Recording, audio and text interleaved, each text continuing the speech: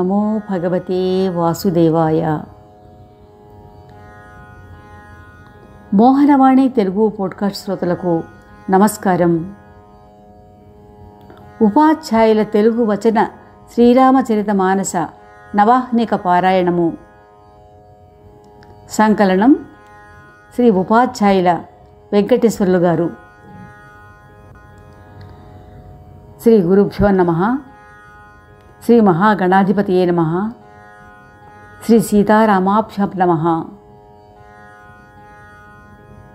చరితం రఘునాథస్య శతకోటి ప్రవిస్తరం ఏకైకమక్షరం పుంసాం మహాపాతకనాశనం. తమ్ముడు, తండ్రి లేనప్పుడు మన విషయములను అన్నింటినీ గురువంశమే చక్కదిద్దుట ఆచారము. వశిష్ఠ మునీంద్రులు, జనక మహారాజు, జననీ జనకుల ఆజ్ఞపాలనయే మన కర్తవ్యము. నీవు మన తండ్రి గారి ఆజ్ఞను పాలించు. అదే విధముగా నా చేత పిత్రాజ్ఞ సఫలమగునట్లు చేసి మన వంశకీర్తి కాపాడు అంటాడు శ్రీరాముడు భరతునితోటి. భరతుడు శ్రీరామాజ్ఞ శిరసావహిస్తాడు. శ్రీరామచంద్రుని అనుమతితో అత్రి మహాముని ఆజ్ఞ ప్రకారము రామపట్టాభిషేక నిమిత్తమై తెచ్చిన పవిత్ర తీర్థజలములను తీసుకుని వెళ్ళి పర్వత పాదపీఠములో కాలక్రమేణా లుప్తమైపోయిన సనాతన సిద్ధస్థలము సమీపమున ఒక బావి త్రవ్వి అందులో నిక్షిప్తం చేస్తారు. అప్పటి నుంచి ఆ జలము మహామహిమోన్పేతమై భరతకూపము అని పిలువబడుతూ ఉంది. తరువాత భరతాది బృందము శ్రీరామచంద్రుడు అడుగిడిన పవిత్ర భూమి అంతా భక్తితో తిరిగి సదాశివుని సుందర మహాత్మ్యములు, శ్రీ సీతారామ లక్ష్మణులను స్మరించుకుంటూ 5 రోజులు గడిపారు. ఇంతవరకు నిన్నటి రోజున మనం విన్నాం. ఇక ఈరోజు 6వ రోజు ప్రాతకాలము స్నాన సంధ్యలు పూర్తి చేసుకుని భరతుడు, జనక చక్రవర్తి, బ్రాహ్మణోత్తములు, ఇరు సమాజముల వారందరూ సమావేశమయ్యారు. ఈరోజు మంచి రోజు, ఈరోజు వీరికి వీడ్కోలిచ్చుట మంచిది అని కృపానిధి శ్రీరాముడు మనసులో తలచి పైకి చెప్పుటకు సంకోచిస్తూ ఉన్నాడు. భరతుడు శ్రీరామచంద్రుని అభిప్రాయము తెలిసినవాడే లేచి నిలబడి ప్రేమతో నమస్కరిస్తూ, ప్రభు, అన్ని విధములా మీరు నన్ను తృప్తిపరచారు. ఇక ఆజ్ఞాపించండి. నేను వెళ్ళి ఈ 14 సంవత్సరముల పర్యంతము అయోధ్య రాజ్యమునకు సేవ చేస్తాను. ఈ అవధి దాటిన తరువాత మరలా మీ చరణ దర్శనము చేసుకుంటాను. ఈ అవధి పర్యంతము నేను ఏ విధముగా ప్రవర్తించవలేనో బోధింప వేడుతున్నాను. ఈ దాసుని మనోభిలాష స్వభావము ఎరిగిన వారు కనుక ఆశ్రిత రక్షక, మీరు అందరినీ రక్షిస్తారని నాకు పూర్తి విశ్వాసము ఉన్నది. రవ్వంత చింత కూడా లేదు. నా దైన్యము, స్వామి ఆదరణతో నేను ఈ విధముగా మాట్లాడగలిగాను. భరతుని పలుకులు విని అందరూ కొనియాడారు. భరతుని నిష్కపట ఆర్తవచనములు విని రాఘవుడు సందర్భోచితముగా, నాయనా భరత, మన రాజమహలు, పరివారము, దేశము, కోశము, బాధ్యత అంతా వశిష్ఠ గురువుల వారు, జనక మహారాజులపై ఉన్నది. మనకు రక్షగా వశిష్ఠ గురువులు, విశ్వామిత్రముని, మిథిలాధిపతి జనకుడు ఉండగా మనకిక కలలో కూడా క్లేశము అను మాటే ఉండదు. కాబట్టి నిస్సంశయుడవై అవధి పర్యంతము అయోధ్యలో రాజ్యపాలన చెయ్యి. ప్రభు, ప్రజలందరినీ రక్షించవలేను. రాజనీతి సర్వస్వము ఇదే.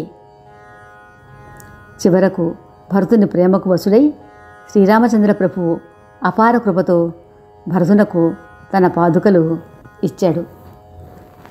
భరతుడు పరమ గౌరవముతో పాదుకలను స్వీకరించి శిరస్సుపై ధరించాడు. కరుణానిధి శ్రీరాముని 2 పాదుకలు, ప్రజారక్షణకు 2 పహారాదారులు. భర్త ప్రేమ అను రత్నమును దాచు పేటిక, జీవులు ధరించుటకు సాధనమైన రామ అను 2 అక్షరములు, రఘువంశ రక్షణకు 2 కవాటములు, ఉత్తమ కార్యమును సాధించు 2 హస్తములు, సేవ అను శ్రేష్ఠధర్మము తెలుపు 2 నిర్మల నేత్రములు. ఈ ఆలంబనమును పొంది భరతుడు ఆనందభరితుడయ్యాడు. పాదుకలను సాక్షాత్తు శ్రీ సీతారాములుగా భావించి స్పృశించాడు. ప్రణామం చేశాడు. వీడ్కోలు కోరాడు. శ్రీరామచంద్రుడు బాహువులలో భరతుని బంధించాడు. ఆ ఆనంద అనురాగరసము నోటితో చెప్పలేము. పరమధీరుడు రాఘవుడు కూడా ధైర్యం కోల్పోయాడు. ఆయన నేత్ర కమలముల నుండి కన్నీటి ధారలు జాలువారాయి. రాఘవుడు భరతుని కలిసి ప్రబోధించి తరువాత హర్షముతో శత్రుఘ్నుని హృదయమునకు హత్తుకొన్నాడు. భరత శత్రుఘ్నులు ఇద్దరూ ప్రభు చరణములకు వందనములు చేసి ఆజ్ఞ శిరసా వహించి బయలుదేరారు. రామలక్ష్మణులు జనక చక్రవర్తికి నమస్కరించి, ఆర్య, మాపై దయతో పరివార సమేతముగా వనమునకు వచ్చి ఎంతో కష్టము పొందిరి.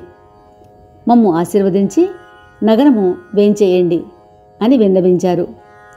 కృపానిధి రాఘవుడు గురుదేవులు వశిష్ఠుల వారిని, మునులు బ్రాహ్మణులను సాధువులను సాక్షాత్తు శివకేశవులుగా భావించి పూజించి వీడ్కోలు పలికాడు.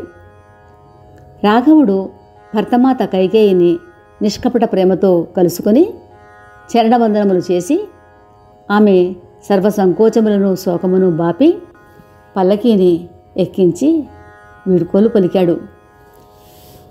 శ్రీరామచంద్రమూర్తి తల్లులను ఊరడించి అందమైన పల్లకీలపై వారిని కూర్చుండబెట్టి పంపించాడు. నిషాదపతి గుహుని సన్మానించి పంపాడు. అతడు వెళుతున్నాడు గాని అతని హృదయంలో శ్రీరామ వియోగ దుఃఖము బాగా అలుముకుంది. ఈ విధంగా భరతుడు, జనక మహారాజు ఇరుపక్షముల వారు వాహనములు సిద్ధపరచుకొని ప్రస్థానం చేశారు.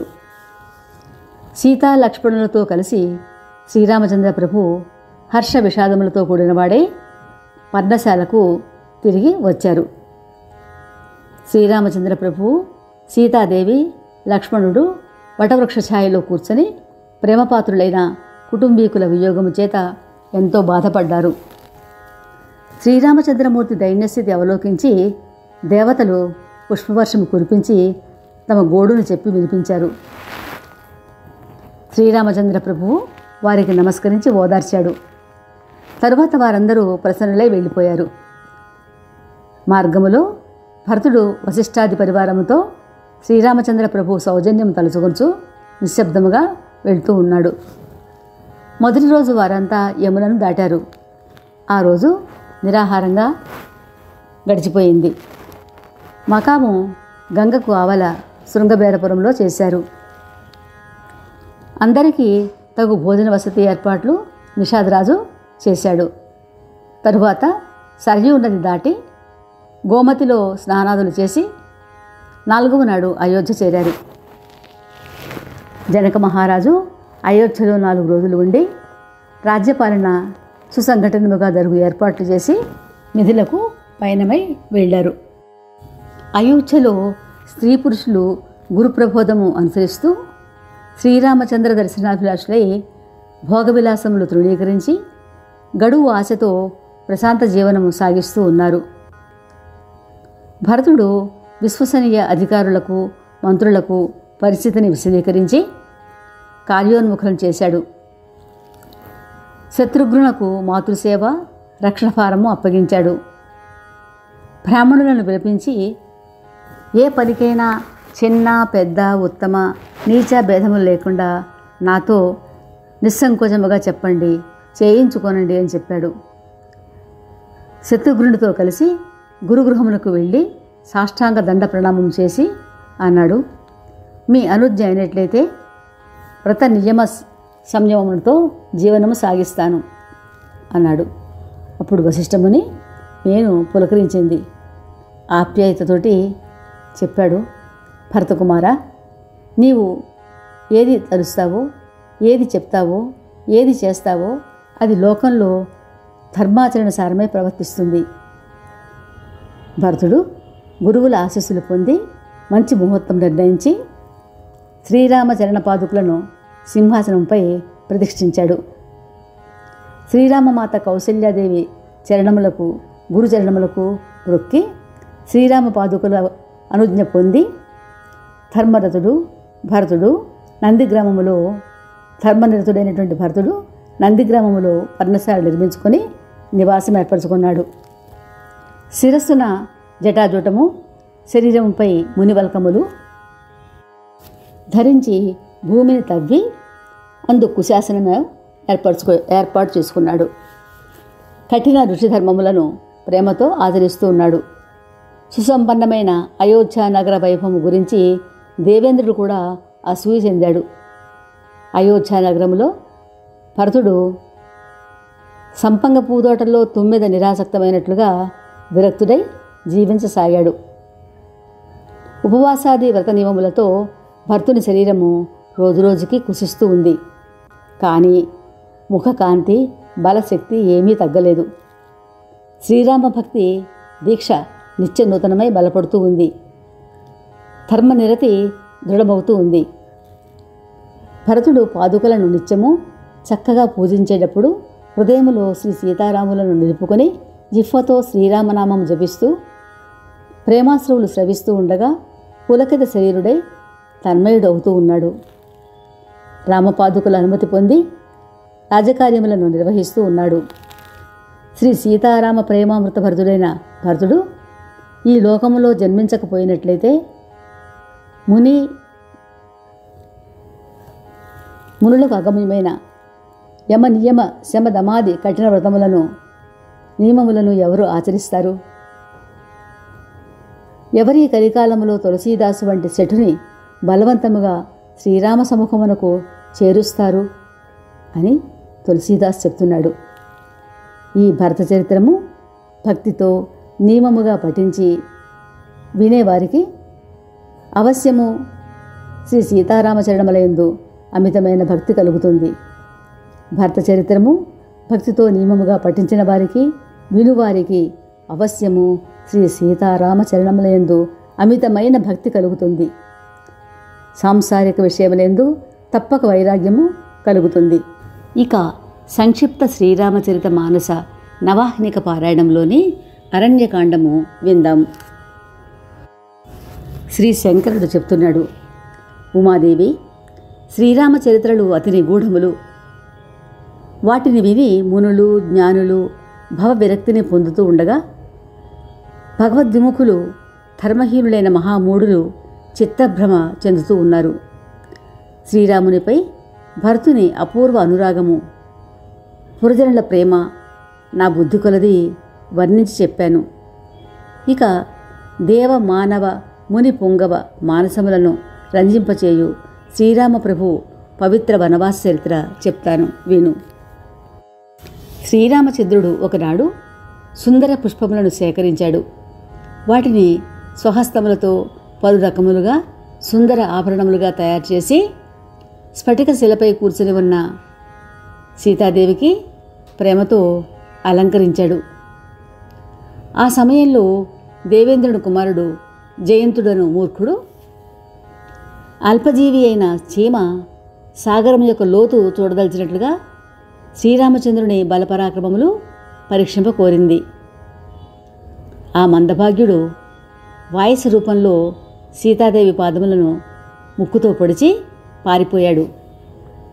సీతాదేవి పాదముల నుంచి రక్తము స్రవించుట చూసినటువంటి రాఘవుడు క్రోధార్ణ నేత్రుడయ్యాడు. రెల్లుపరకను మంత్రించాడు. విల్లుపై సంధించాడు. మంత్రప్రేరితమైన ఆ బ్రహ్మాస్త్రము అతనిని వెంబడించింది. ఆ జయంతుడు భయాందోళనలతోటి బ్రహ్మలోకము కైలాసము సమస్త లోకములు తిరిగి తిరిగి పూర్తిగా అలసిపోయాడే కానీ అతనికి ఎవరూ అభయం ఇయ్యలేదు. సరికదా, కొంచెం సేపు కూర్చోమని కూడా అనలేదు. కాకభూషుడి చెప్తున్నాడు, గరుత్మంతా, శ్రీరామ విరోధిని ఎవరు ఆదరిస్తారు? శ్రీరాముని విరోధించిన వారు ఎవరైనా వారికి సమస్త లోకములు అగ్నిగోళములై తప్పింపచేస్తాయి. భయవిహ్వలుడైన జయంతుని పట్ల నారదునికి దయగలిగింది. వెంటనే శ్రీరామ సన్నిధికి పంపించాడు. భయాతురుడై జయంతుడు వచ్చి శ్రీరామ చరణములపై పడి వేడుకొన్నాడు. శరణాగత రక్షక, రఘునాయక, దయానిధి రాఘవేంద్ర, రక్షించు రక్షించు. మందబుద్ధినై నేను మీ శౌర్య పరాక్రమములను అఖండ మహిమను తెలుసుకోలేకపోయాను. చేసిన పాపమునకు తగిన ఫలము అనుభవించాను. ప్రభు, మీ శరణుజొచ్చిన నన్నిప్పుడు శీఘ్రమే కాపాడండి. అతని అత్యంత దీన ప్రార్థన విన్న శ్రీ రాఘవుడు అతడు చేసిన ద్రోహమునకు అతనిని వధించుటయే ఉచితం అయినప్పటికీ అతనిని ఒంటికంటి వానిగా చేసి ప్రాణములతోటి విడిచిపెట్టాడు. చిత్రకూట నివాసములో శ్రీరామచంద్రుడు ఇటువంటి కర్ణోపేయములైన అమృత ఉపమాన దివ్యలీలలు ఎన్నో చేశాడు. ఈ విధంగా కొంతకాలం జరిగిన తరువాత రాముడు తన మనసులో తన నివాస స్థానం గురించి అందరికీ తెలిసిపోవటం వల్ల తన వద్దకు ఎంతోమంది వస్తున్నారు, పెద్ద కోలాహలమైపోతోంది అని భావించి సీతా సమేతులై సోదరులిద్దరూ మరొక చోటకి నివాసం మార్చుకోవడం అనేది నిశ్చయించుకున్నారు. ఇక అత్రిముని ఆశ్రమ సందర్శనము విందాం. ప్రథమంగా శ్రీ సీత, లక్ష్మణ, శ్రీరామచంద్రమూర్తి ముగ్గురు కలిసి అత్రిముని ఆశ్రమానికి వెళ్ళారు. శ్రీరామచంద్ర ఆగమన వార్త విన్న అత్రిముని హర్షితుడయ్యాడు.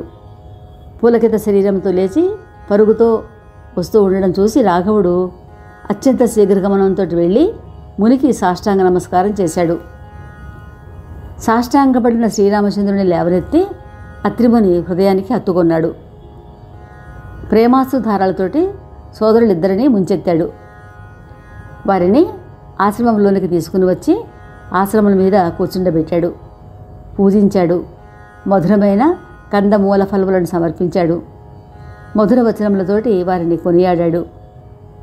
మునిచే సమర్పించబడిన కందమూల ఫలములు ప్రభువునకు ఎంతో స్వాదిష్టములై అత్యంత ప్రీతితోటి ఆయన స్వీకరించాడు. అప్పుడు ఆసీనుడై ఉన్న ప్రభు దివ్య శోభను కనులతో తిలకించి చతురుడైన మునివరుడు చేతులు జోడించి ఈ విధంగా స్తుతించాడు. అత్రి మహాముని స్తుతి. భక్తవత్సల, దయానిధి, కోమల స్వభావ దేవ, మీకు ఇవే నా ప్రణామములు. నిష్కామ భక్తులకు స్వధామమునిచ్చు మీ చరణాంబుజములను నిత్యము నేను సేవించదను. నీవు సూర్యవంశ విభూషణుడవు, కామారి మహాదేవ సంసేవితుడవు, సమస్త దోష నివారకుడవు, శక్తిస్వరూపిణి సీతామాత, లక్ష్మణ సమేతుడవైన ఓ శ్రీరామచంద్రమూర్తి, మీకివే నా ప్రణామములు. భక్తిభావ ప్రియుడవు, విషయాలోలులకు అత్యంత దుర్లభుడవు, భక్త కల్పద్రుమవు, సర్వసముడవు, సులభ సేవ్యుడవైన నిన్ను నిరంతరము కొలిచెదను అని అనేక విధములుగా స్తుతించాడు. ఏ మానవులు ఈ స్తోత్రములు భక్తితో పఠిస్తారో వారు స్వామివారి భక్తిని పొంది వారి దివ్యధామమును నిశ్చయముగా పొందుతారు. దీనికి తిరిగిలేదు. అత్రిముని మరలా చేతులు జోడించి, ప్రభు, నా బుద్ధి మీ చరణ కమలములను ఎన్నడూ విస్మరించుకుండురుగాక అని వేడుకొన్నాడు. పరమ పునీత సీతాదేవి అత్రిమునిపత్ని అనసూయాదేవి చరణములను తాకి నమస్కరించింది. సీతాదేవిని ఆశీర్వదించి తన పక్కన కూర్చుండబెట్టుకుంది అనసూయాదేవి. మనోహర శుభ్రవస్త్రములను దివ్యాభరణములను ఇచ్చి ఆమెతో వాటిని ధరింపచేసింది. ఆ తరువాత అనసూయాదేవి సీతాదేవి మెషతో పవిత్ర నారీ ధర్మములను నారీలోకమునకు ఈ విధంగా చెప్పింది. శ్రోతలు లైక్ చేసి తమ బంధువులకు, స్నేహితులకు షేర్ చేస్తారని, తమ అమూల్య అభిప్రాయములు కామెంట్ బాక్స్ ద్వారా తెలియచేస్తారని ఆశిస్తున్నాము. శ్రీరామ రక్ష, సర్వజగద్రక్ష. మోహన్వాణి తెలుగు పోడ్కాస్ట్ వింటున్న శ్రోతలందరికీ హృదయపూర్వక ధన్యవాదాలు. వినండి, వినిపించండి, వింటూనే ఉండండి మోహన్వాణి తెలుగు పోడ్కాస్ట్. మీరు వింటున్నారు మోహన్వాణి.